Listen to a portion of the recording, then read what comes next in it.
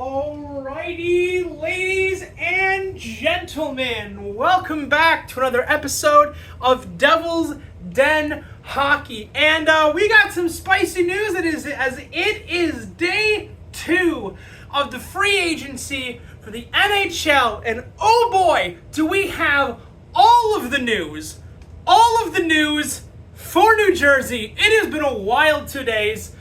I apologize for not getting this video to you guys yesterday. I was out with my mom for Canada Day, as I am from Canada.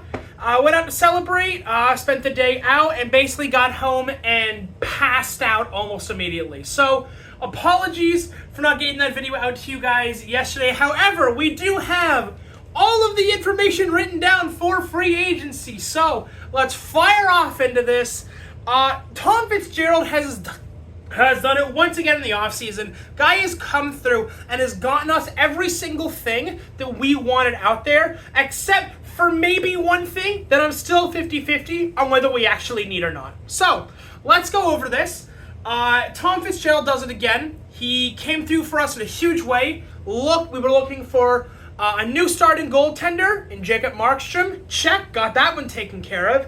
And then he thought, okay, let's go for shoring up the defense, because we're a little iffy on defensemen.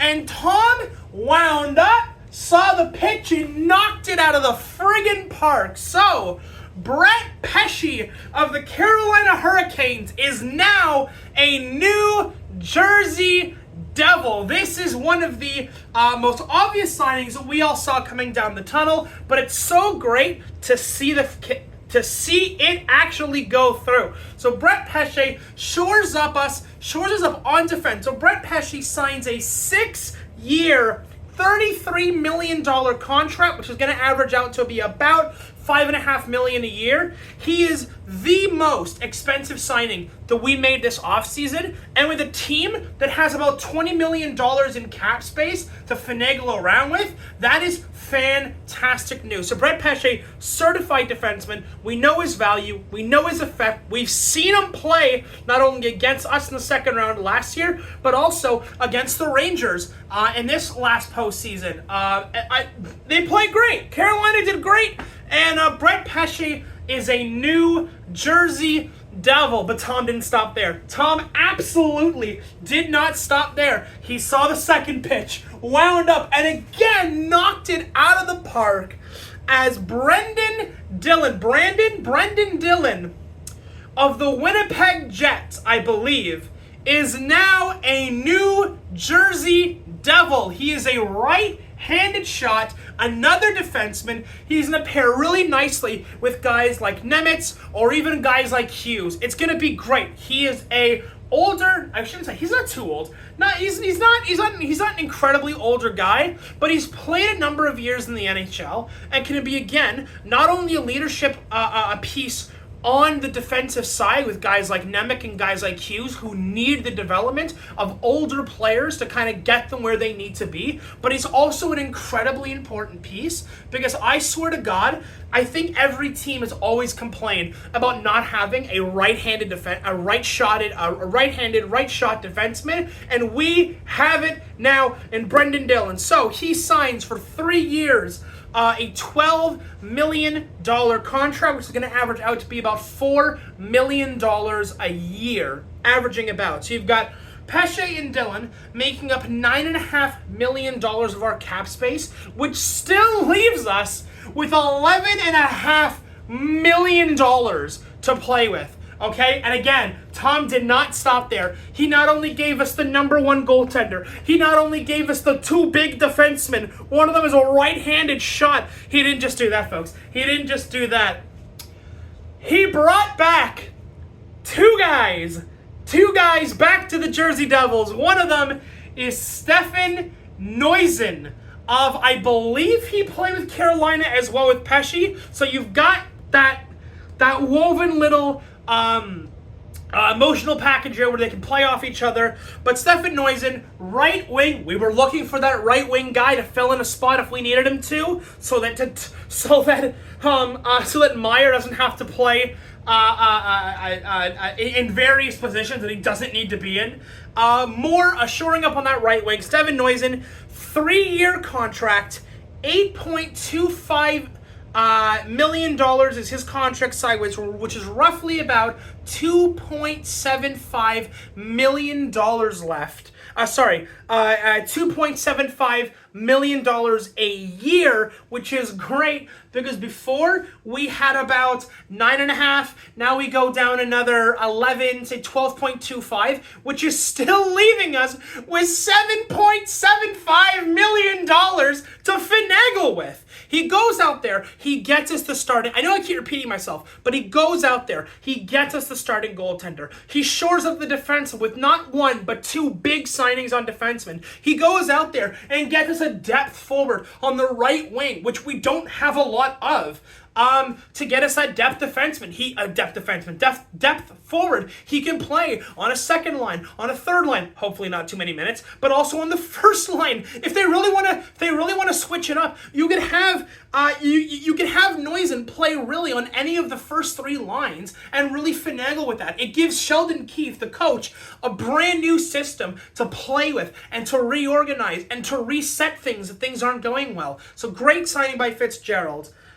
Next 2, I'm going to go really quickly. These 2 are sort of smaller deals that Fitz ended up signing. They're going to be basically utility players that are going to be two-way, so partly in the minors, partly in the NHL, which is Mike Hardman and Colton White. They're each signing a 2-year contract, each for about $775,000 to play in the NHL. So that's about, $1.5 million down the drain in terms of salary cap, which is fine.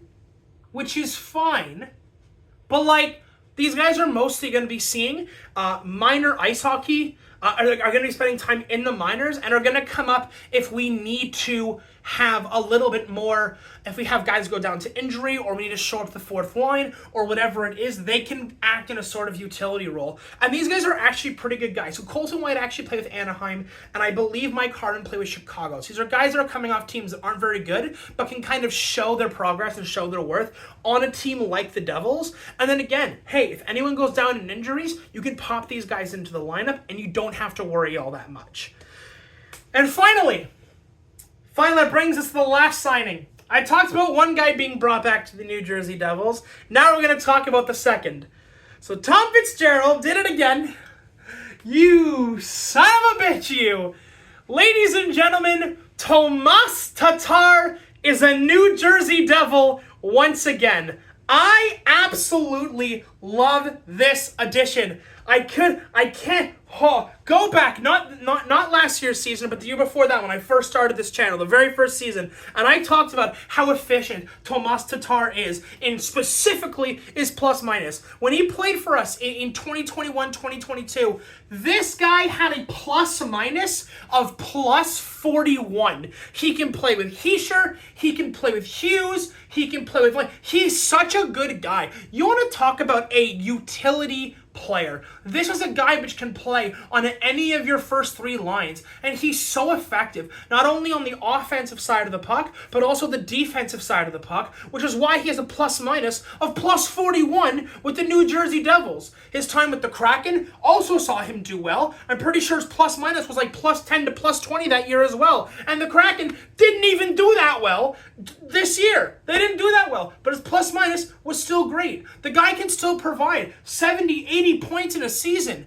right? He can still, I think, again, the year that he was with us, 2021, 2022, he literally got 71 points in 82 games with a plus 41 assists and goals. So the guy can do both jobs. So Tomas Tatar is a New Jersey Devil once again. He signed a 1-year, $1.8 million contract, which means if you do the math, New Jersey should still have at least $6 to $7 million to play with. We've offered qualifying offers to Dawson Mercer, so that's probably going to take him about 4. That still leaves you $2.5 to $3 million to play with. Brendan Smith, no longer a Devil, so you write his contract off, and you don't need to worry about that anymore. Like, Fitz has done so well this offseason, and I have seen people besmirching his good name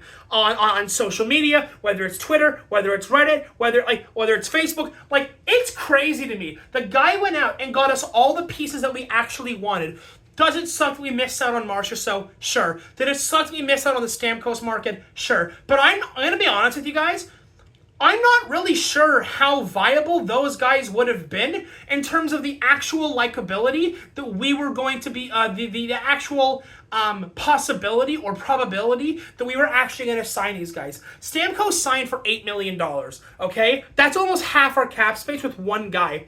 Meanwhile, Fitz shored up 2 defensive spots and two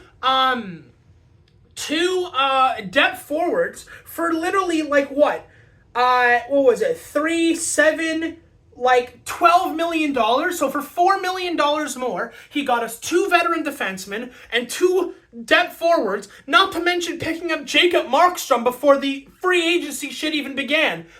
Fitz has done so well this offseason, and I do not know what more we could have wanted out of this. I understand that we didn't have the most flashy of signings, but guess what? New Jersey did not need a flashy signing. They did not need this incredible, we're going to go out there and sign a $13 million player. It's just, we didn't need that, and I need that to come clear. We did not need this big fancy signing of a guy like Stamkos, of a guy you know what I mean? Or Gensel, who went for $9 million. That would have taken up almost half our cap space with one guy. We don't want to be the Toronto Maple Leafs and be giving people, 10, 11, 12, $13 million contracts, and we have no cap space to finagle anything. It's why you've got teams like Toronto losing players and not able to bring in people on these bigger contracts. Tyler Bertuzzi is one of them. Tyler Bertuzzi left the Leafs and I believe has gone to, I want to say Chicago or I think it's a Western Conference team he went to, but they missed out because they weren't able to offer him more money because of how cap restrictive this team has. And you know what? $3 million left to sort of finagle with that Tom has. If we need to make a trade at the trade deadline and maybe get rid of a bigger contract, again, we're gonna have to retain some, obviously, but you're still gonna have room to sort of move pieces around and make decisions based on the cap space that you have remaining. I need that to be so freaking clear. I am not in any way, shape, or form an analytics guy. I'm not very good at breaking down, all of the really fine parts of the game in terms of the analytic, the number side of the game. But in terms of cap space, I am not an idiot. Okay, I'm not a moron on that kind of stuff. It's just, I don't know. To me, it's just so obvious that Fitz has done such a fan-freaking-tastic job, and I'm so glad that he went out and pursued aggressively into the free agency, but didn't make any panic decisions when he wasn't going to get the big flashy signings like Marchessault or Stamkos or whoever, right? You know what I mean, guys? You know what I mean? Lastly, wanted to mention something really quickly. This is still very much a plan in development, so right now I don't really have anything solid. However, the New Jersey Devils have released their 2024-2025 season. Oh shit! Tatar was 2022-23. My apologies. I just realized that. I just realized I made that mistake. Doesn't matter. New Jersey's released their season schedule. I am hoping. Like I said, I'm not 100% sure there'll be updates in later videos about this, but I am looking to come back down to New Jersey for a couple of games this year. I'm right now looking at December 5th to December 11th. New Jersey has a 3-game homestand against Seattle, Colorado, and the Toronto Maple Leafs. They're also playing New York before they play Seattle in New York. So depending on how things go, maybe I'll come down for 4 games. It really just depends. It's going to cost quite a bit of money.